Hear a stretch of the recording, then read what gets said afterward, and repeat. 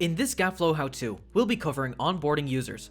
To begin, we'll need to go to the GAT Flow tool by selecting it from the drop-down menu in GAT+. By default, you will be in the Action Sets area. You can watch our video covering action sets in the description of this video. To onboard one or more users, we'll need to select Create Workflow. First, we'll need to name our workflow. In this example, I'll name it Accounting Employee and select the workflow type and choose Onboarding.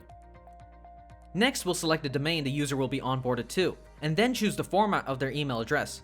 I'll just use the first name. Now we have to select the user or users we'd like to onboard. To manually add users, simply click Add New User. To add all your users at once, you can select Import Users and then click Create Template.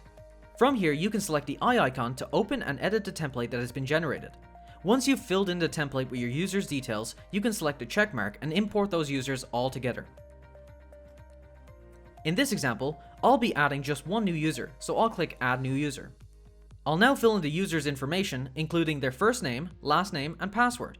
You can see a preview of their email below. Once you have added your users, select the Go to Action button. Here we'll be choosing the actions that will be applied to the user's account. From the left, you can choose the actions you want. Alternatively, you can use a predefined action set, which we mentioned earlier, using this option. In this example, I'll be using an action set I created earlier, but also adding a new action on top of it. As you can see, we have 3 actions that were applied from the action set we prepared earlier. These are to copy a folder from an existing user to the new user's drive, to also add the new user to a group, and to give editor permissions for an existing folder. Lastly, I'll click Add User to Calendars.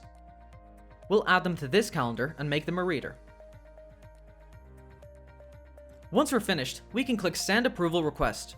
This will send a request to your domain security officer, who will need to approve your request before it proceeds. Until it is approved, you can find your workflow in the Approvals tab. Once it's been approved, it'll move to the Workflow Results area, where you can view all the details regarding what actions were taken. If you enjoyed this GAT Labs video, please like and subscribe and ring the bell for regular updates. You can also get a free 15-day trial of GAT Plus by following the link in the description.